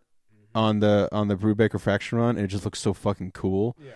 Iron Fist is like so fucking cool. I will say there is a nod to the original outfit that has been the best part of the entire show so far. Okay. And it's done in grainy, shitty footage, but it's the best part. My favorite episode so far of the series is episode 6, which was directed by the RZA. Yeah, I didn't realize that till you told me that today. Yeah, he and it's no surprise that the RZA is potentially the biggest Iron Fist fan on Earth, and it's no coincidence that his directorial debut was a martial arts epic titled "The Man with the Iron Fists." Yeah,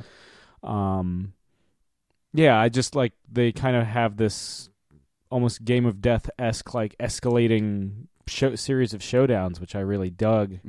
And then there's Meacham stuff, which isn't really that great. It gets worse with Meacham. It gets so worse with the Meachams.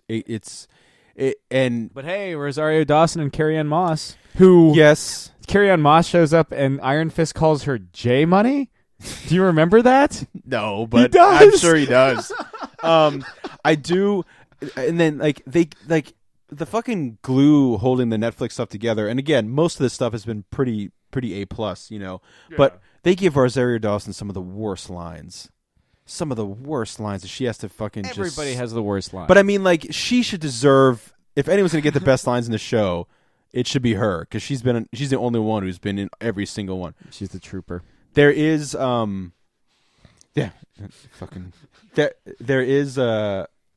of that, just randomly, The Who are coming to fucking National Harbor on July 18th, but we're going to be going to San Diego. That's the day we go to San Diego. I know. But, damn. I'm not going. Yeah. Enjoy Roger. You better, Pete. you bet. But, fuck. There is one so far. Actually, I just got approved to go to San Diego the Saturday before. Now I think about it. Oh, nice. Yeah, I'm going to go to the Joshua Tree. The Joshua Tree.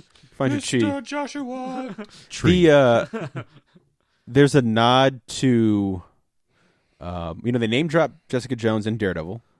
Yeah. And there is a nod to Cage. And it's the one moment so far, because if the chemistry between Finn Jones and literally any other character. any other character, but especially Luke Cage. Yeah. Doesn't work, I'll be dead. I'll die watching the show, because that's arguably, I think, my favorite bromance in comics. That Hawkman and Adam as well. But like, that's a good I one. fucking love. It's like the Riggs and Murtaugh. I also of like comics. I also like Flash and Green Lantern. That's one of my favorite bromances. Okay, yeah, okay. Yeah. Blue Beetle and Booster Gold is an all-timer as well. But I'm reading the most recent. Oh yeah, Blue Beetle and Booster Gold. That's a fantastic. That's probably fucking, the DC that's like it's Raiders of the Lost Ark. We know it's the best, but my favorite might be Blue Beetle and Booster. It's not Green Arrow and Green. No, Lantern. I'm saying that like the apex, the fucking the number, like the Raiders. Like we all know it's the best. Like you always talk about. Is probably Booster Gold and Blue Beetle, like just like the shit they go through, they're goofballs, like but probably for me it's Iron Man or Iron Fist and Power Man. Yeah, and I think it's also like the visual of this kind of shorter, skinny martial arts expert kind of goofball guy, and this fucking giant jacked beast of a man, and human fucking tank, and the fact that like even in the 70s that was kind of like wild to put. The reason they put it together is not to be like it's because neither book could sell that well selling on their own. Yeah. But it's kind of on Sunday I kind of want to go to McKay's and see if they have any because every now and again they'll have like that 70s stuff. Yeah. Well, that's why I always some fucking angel out there keeps giving them Ghost Rider, and I'm like, thank God. No, but anyway, like I'm saying, like having Luke Cage and Iron Fist together in a comic, even in the 70s back then, was like kind of revolutionary, and it works. Like it's fun, the two of them together. And the newest incarnation I picked up as well on Comixology is pretty great. Is it the Sanford Green David Walker one? Yes, yeah, it's pretty great. Like I've only read the first couple issues, but I like Iron Fist's outfit in that. Like it's like the black tracksuit with like hints of yellow, and he's like, "We'll get back together," and Luke Cage is like, "We're not getting back together," but yeah, I mean, anyway, there's a nice little nod where I'll save that for you, Sam. You could see that it's very tiny, but I was like holding on to anything, and I was like, yeah, please, because God help us if they fuck that up. I will say, like the picture I saw of like the Entertainment Weekly of the Defenders, his hair's cut a little better. Not like why is that? Why is his hair like that? Because they probably have a proper showrunner. Based on what I've heard, is that this one was just kind of in it for the job. Mm-hmm. And it shows. It does. And you should have been in it to win it. Yeah, he's not in it to win it. He's in it for the money in the bank. But I remember Sam was like, "What's your favorite stand-up moment so far?" And I honestly, I'm not trying to be funny. Like I don't have a favorite episode. One, they all run together, and two, there's nothing that I was like, that's the game changer for this series. Nothing. But there's a moment where he turns on the Iron Fist and like the guy uses a hatchet and it breaks on his hand. Oh yeah. I was like, okay, at least he didn't use it as a door. And I remember thinking there was one scene that I thought was pretty cool, like a pretty okay fight scene with him. But I cannot remember exactly what it wasn't is. the hatchet fight. Not really. Was it the fight that rounds out the RZA episode? Because he fights the Russian brothers, then he fights the Queen of Spiders, then he fights the random karaoke man. I didn't like that. I didn't want to rain on your parade, but when you're like, he directs that episode, I was like, I fucking hated that shit. Sorry, the RZA. I fucking hated that shit. I was like, oh, there's one fucked scene, up. It's the following episode, the one where David was like, "This is the episode that's going to win you over." It enhances the villains, and David Wenham kills like the two guys, and after he kills like the second guy, like Danny Rand's just like, "You killed them," and it's like, no fucking shit. It's like he did it slowly in front of you. There's a scene like in the first or second episode where like Meacham's like guards ambush Danny, and he's like, "You're Meacham's guards," and they go on like a 5-minute foot chase, and then he grabs the same guy and goes, "Who sent you?" I remember that. That's in episode 2. And then someone on Facebook or Twitter posted like screenwriter 1, I don't think this is a good line. Screenwriter 2, who gives a shit, basically. And it was, they're murderers and killers. They're murderers and killers. The Hand are murderers and killers. Also, the Hand apparently get around. Like we see them like climb fucking buildings and shit in Daredevil season 2. Dude, in Iron Fist, they just take black SUVs. One everywhere. of the worst things about the show, honestly, is it demystifies and kind of really screws up the Hand. Because leading up to this, one of the cool things about the Hand is we know that's Iron Fist's fucking thing. Yeah. Like he's like, "Oh, you're the Hand? I'll fucking kill you." My hand glows to break your face off. Also, 15 years training to fight the Hand, doesn't know what the Hand is. He doesn't know what the Hand is, and he's terrible. Like, look, I guess they wanted to be like he has struggles and problems, and Finn Jones is like, it's going to be, he said, a few seasons until he really becomes the Iron Fist. Why? Like, why is he not coming back and a fucking stud? Like, he comes back and he's like, I've been training, I'm the best, like... And it's awful because... I only feel alive when I fight. Really? Because you fight like some shit. You fight like some shit and you get your ass kicked. You get your ass kicked a lot. Every fight scene, you get your ass kicked. And it's really... My Apple Watch is telling me to stand up. No! I'm talking about Iron Fist. And it's like I said, it's so disappointing. That's why I went on like this fucking binge and just like I own the Fraction Brubaker stuff in trade paperback, but I bought it anyway on digital. I have it in single issue, but yeah, I got it digital too because I was like, this is worthy enough to have it in multiple formats. It's really one of the best. Yeah, it's certainly the best for me with what I've read of Iron Fist. It's the best Iron Fist. Every top of the list thing. It's like the first. If it's not 1 and 2, it's 1, 2, and 3. You know that they're tapping into it. Yeah. And Kari Andrew stuff is cool. Like obviously we've had Curry on the show and we've talked about Iron Fist the Living Weapon run. The thing that throws me off initially with his Iron Fist run is how serious Danny Rand is at the beginning, especially in comparison to Fraction he's very serious, but then there's my favorite thing maybe he's ever drawn and written and done is a panel where he goes, "Oh crappity crap," because the Iron Fist like turns off. Yeah, he's like, "Oh crappity crap." One of my favorite things about the Kari Andrews run is it happens in that first issue when he's just so bored with his like day-to-day life, and then he gets attacked by fucking helicopters. Yeah, and you just see him like smile, like this, like almost like he's evil like, thank smile, God. And he Iron Fists the helicopter. Yeah, he does kung fu on helicopters on the side of a building, and it's awesome. Yeah, and he's like, I can let loose on these people because they're not real people. But it demystifies and kind of makes the Hand laughable. There's no suit, which we knew that beforehand. There's no Luke Cage suit either. But Luke Cage doesn't need a suit. He's certainly evolved beyond it. Iron Fist, I would have loved for like the end to be like let's see him in something. He doesn't have anything. There's no. Look at that goddamn dragon. Yeah, look at that. Like the tattoo looks like just a giant peel off tattoo on his chest. Looks like it looks a bad. Sharpie. Yeah. There's the moment where he first gets it and it's all burned in. Looks good because it's all like fucked up. He's like, yeah, I'm now the Iron Fist. But he's not a good. He's not a good fighter. And like I would have been fine with him to come in and just see him fucking kick ass. Yeah. There's one thing. It's one thing that the acting and the writing isn't great. It's another thing when the fucking most famous martial artist, not the best, but the most famous martial artist in the Marvel universe, sucks at martial arts. That's the ultimate sin for the show. Like you said, the acting could be bad, and it is. The pacing could be bad, and it is. The writing could be bad, and it is.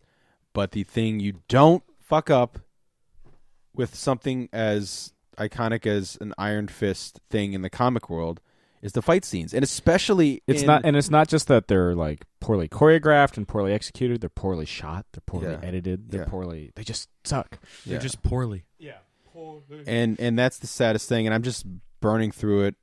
Look, I'm looking. I've been searching for something, but hey, it's helped reinstate or reinvigorate an Iron Fist reading binge, which I guess is the best thing because, like you said on Facebook, there's plenty of good Iron Fist. It's just not to watch on Netflix right now, which is unfortunate. But hopefully, the Defenders, which I found it was only 8 episodes. I thought it was like a full 13, but I guess it's 8 episodes. He looks better on like the cover. Like he's got like that cool green jacket and kind of has a look to it. Okay, that's cool.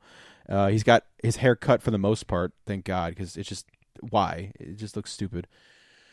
And hopefully they rein it in a bit and get something going on with the Defenders because, like you said, they should have a new showrunner and everybody involved and fix it. Yeah. And, I would love to see more Iron Fist, just not this. I mean, keep the cast. Just do it better. Just do it better, please. Yeah, please do it better. Because this should be, like, all honesty, and out of all the characters, I'm a bigger Daredevil fan than I am Luke Cage, Sure. Jessica Jones, or Iron Fist. But all honesty, like, Iron Fist should have been the coolest show, motherfucker. It should have been because you have room for the humor, the action. You could have thrown everything in there. Daredevil's not. This Daredevil obviously very much so going with Frank Miller and kind of more like tortured soul, Catholic guilt. But Iron Fist, you could have had a lot of fun with. Yeah, and it's not fun. Yeah, this is a dude whose power is like super kung fu. Why are you so how is this show boring and so self-serious? It's so boring. Yeah. Super kung fu. Come on. Give me that super kung fu. Yeah, and the actual Iron Fist they don't use except to punch doors open. Yeah. Very shittily. He punches the back of a truck open. When I'm pretty sure you're on the inside, you could have just opened it. It'd be one thing if he was on the other side. But I remember, he's like inside. He's like you could see, he's like, I'm fucking getting this out of here. And then they show it from the outside. And Colleen is like driving, and all of a sudden it's such the saddest little pop of the door opening. You just hear bong, and I'm like, you could open it, bro. But now you got to use all your chi. Yeah, channel it, but change this channel. This has been another Geek Out. This has been another installment of Catching Up. Chris, you got anything to add? No. Okay. Oh God. Still don't really care about Iron Fist, so good. Don't this won't do it. Yeah. Probably not going to be what hooks me in. Anyway, this has been another installment of Catching Up. I'm Sam. I'm Chris. I'm Jake. Thanks for listening. Thank you very much. Good night, Eric Bana. Fried chicken. This has been another Geek Out production. If you enjoyed what you heard, hey, we've got a special episode every Friday. Of course, there's the usual Catching Up show every Wednesday. And you get book club episodes just about every Tuesday these days. Thanks for listening.